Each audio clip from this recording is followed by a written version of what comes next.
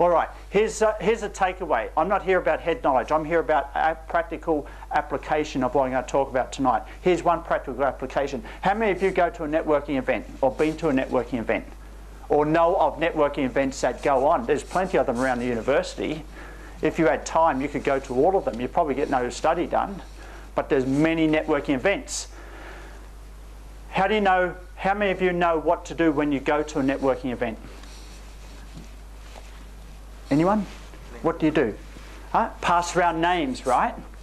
Oh, my name is, I am a student, right? Or, let me tell you, here's the first takeaway. When you go to a networking event next, your number one question should be, after finding out the name of the person you're talking with, what is your number one challenge? Wow. They'll come out of the blue. And number one, you might learn something.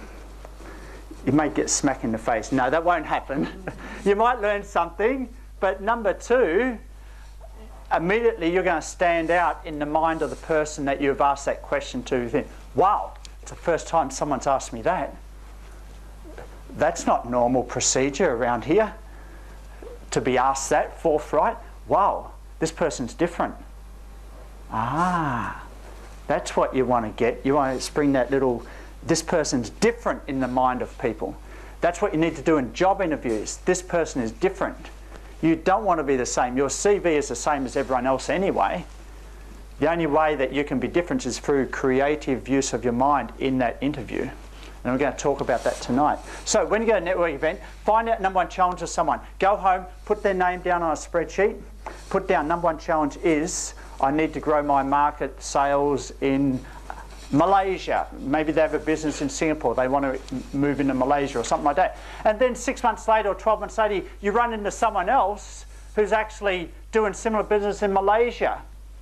And what's their number one challenge? Oh, we're looking for sales growth opportunities, distribution opportunities for businesses out of Singapore. And then you say, oh, I got someone who may be able to help you. And then you send that connection to the other person.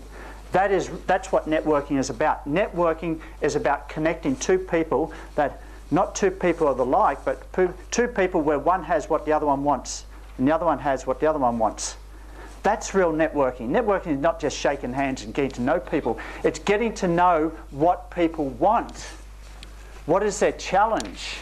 And it may be 1 year, 2 years, 3 years later that you find someone else can meet their challenge. Then you connect them and they say, wow, this Neil, he's a connector. He's put me onto someone.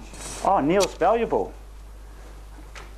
That's what networking is about. That's what you should do. What is number one challenge? Now, I understand for graduates, how many of you are undergraduate program now? Can I just have some feedback? Okay, all of you, yes? Okay, I understand you're undergraduates of the best business school in Asia, right?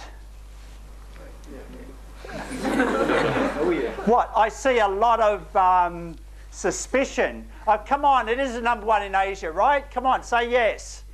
Yeah, of course it is. All right. I got to trick you tonight, so be aware. All right. And so when you go networking, you may not be able to help directly straight away. But it's about getting into the habit of priming yourself. You've got to prime yourself when you go to a networking event to ask that question. So better to start now. It may take a few years for that habit to kick in. That is where you actually start to connect people.